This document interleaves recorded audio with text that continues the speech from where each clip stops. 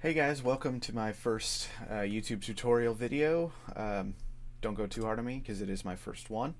Um, could be my only one ever, just depends on how much people actually like this. So today I am showing you how to make the intro synth sound to the song A Walk by Tycho. It's one of my favorite songs in the entire world. This is one of my favorite sounds probably ever created. So I just want to show people how to make it. Um, so this is what it sounds like.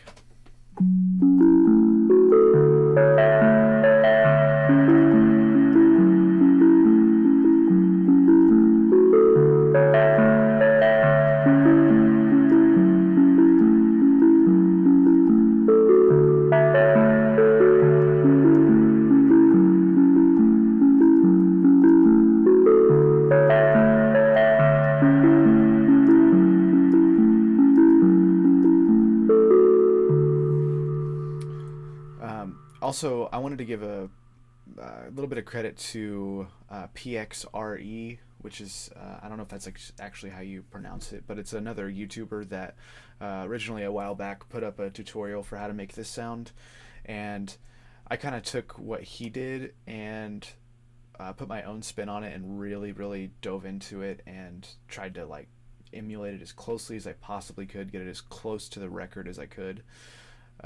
So I just wanted to give him a thank you for originally putting that up. Okay, so first I pulled up Massive and just like off of the normal like stock, like how it opens, all I did was I turned the WT position all the way to the left, and then I popped open this and I opened a sine square wave. So that's what you're going to want. That's your basic sound. And then you can actually turn these oscillators off. You don't even have to worry about those. It's a pretty simple sound. It's just one oscillator on this. And then the only other thing I did was I went to envelope 4, turn the release up to about right here, and that just makes it kind of drag out the notes. And then I did a little bit of tweaking. I was just like referencing the track back and forth, so I like none of this stuff is like probably not the best way to make sounds, but it was just how I got to it. So I kind of adjusted the attack. Basically what I did is, so if you go, normally the attack will open stock like this, so it'll be all the way to the left, and you kind of hear this popping. So basically what you do is you're going to turn, and actually I'm going to turn this off so you can hear closer to what it's going to sound like when you're actually working on it. It's kind of this clicky, poppy noise. So what you do is you turn this attack up just until you stop hearing the click. So still hear it there? Still hear it? And then right there, actually a little more.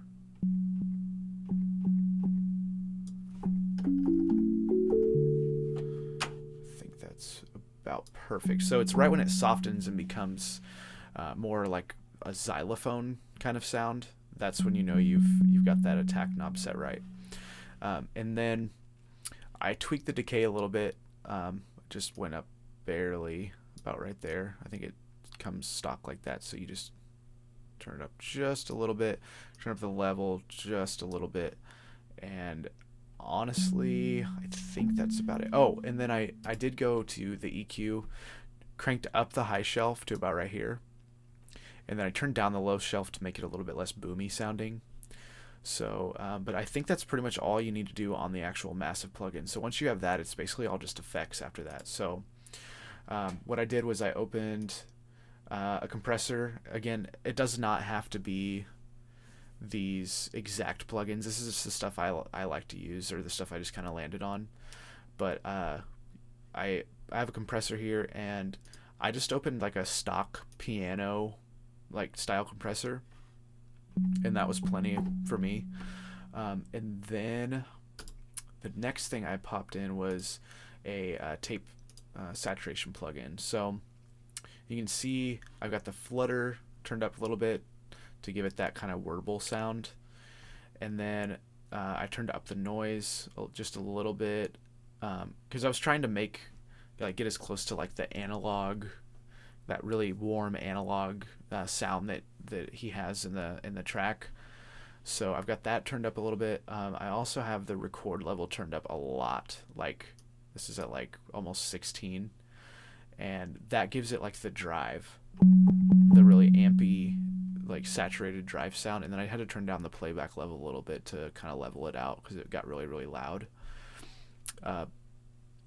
And then I just slapped it on this just for a little bit of color. I added some like a slower delay time, and I've got it at like 399 milliseconds. And then I turned up the feedback a little bit too, but that's pretty much it there. And yeah, you can just use like your favorite saturation or tape style saturation plugin. So that's pretty much it there. And then this is kind of where it gets weird. This was me like tweaking the EQ for like hours to try to get it as close as possible. So I'm just gonna like leave this here for a second. So if you want to like pause it, you can try to like match this if you want to. And yeah, I'm not claiming this is like the perfect way to make a sound, but this is just kind of the stuff I went through to land on it. So, but this is what it looks like. So that kind of gets a little in depth. I didn't want to waste too much time on that, but that's what your EQ looks like. So click out of there, and then I added another stage of gain. So I've got just like a saturation, like a drive right here, and this is just like the one knob from Waves, which is one of my favorites. So gives a little more like amp style sound, makes it sound a little more realistic. So I've got that there. You just don't want to have it cranked to where you don't want it to be really like distorted. You want it to be overdriven, but not to the point where it's like breaking up and getting all distorted. So, but this is pretty much where we're at right now. So that's pretty close. And everything else is just on the bus, and that's like the effects and stuff. So I've got Reverb from Waves pulled up here. You can just use your favorite reverb, but you want something really roomy, really shiny, shimmery kind of thing. I've got the decay time pretty high. This plugin, like when you use the Millennium Verb preset, it's got a huge decay time. I turned it down a little bit to, I think it's like 12 seconds or almost 13 seconds. But that makes it really, oh, and actually I'm going to adjust, I can still hear that pop in there, so I'm actually going to go back here and turn up the attack just barely. So, but without any of this stuff, this is what it sounds like.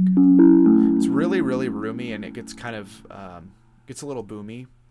So if you actually go back and listen to the Tycho, like the record, and you listen really closely to how the reverb comes in, it doesn't come in on the lower notes as obviously as it does when you get to the higher notes, or when you get to the higher notes in the like on the keyboard. So what I did was I put another EQ on the actual reverb, and I did a low pass to make it not as shimmery, because without it, it's like pretty,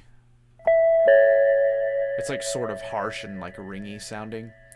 So, excuse me. Basically what this is doing is just kind of softening that a little bit. And then what this is doing when I'm actually doing like the high pass, this is making it to where the like the lower notes aren't coming through the reverb as hard. So it kind of keeps it roomy, but you don't hear the reverb as much. So it allows for like the higher notes in the scale to ring out a little bit better, and they kind of ring out back into the beginning of the riff. So it keeps everything from getting really clouded up, and I think that's what they did in the record. At least it sounds like. So that's what I tried to do here. So you can hear the lower notes like I was talking about that you can hear the reverb, but it's not nearly as loud as if I turn this off. That's much more kind of boomy and reverby. So I turn this on, and then it cuts the reverb out there. And then the higher you go on the scale, the more it rings out.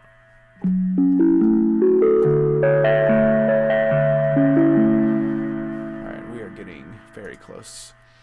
And then I just slapped a little bit of a chorus effect on here.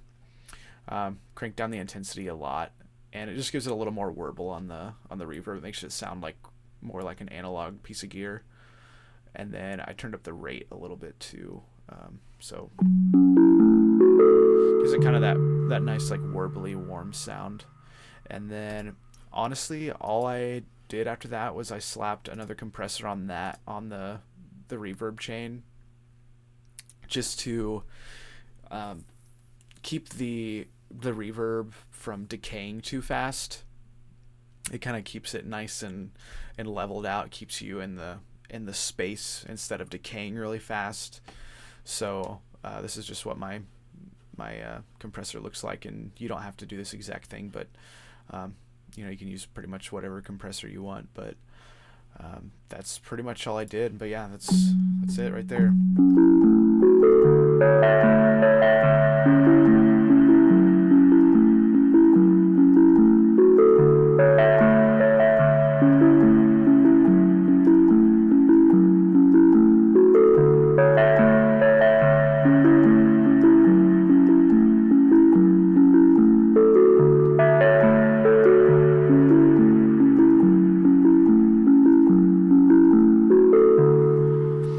Yeah, that's pretty much it, guys.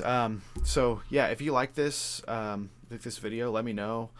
Feedback's appreciated. Any like constructive criticism is awesome, because it's my first time doing this. So if you want to see more, let me know. And yeah, enjoy. I hope you're able to take this and learn a little bit from it and get this awesome sound, because it's great. It's a lot of fun to play with. So but yeah, thanks for checking it out, guys. Appreciate it.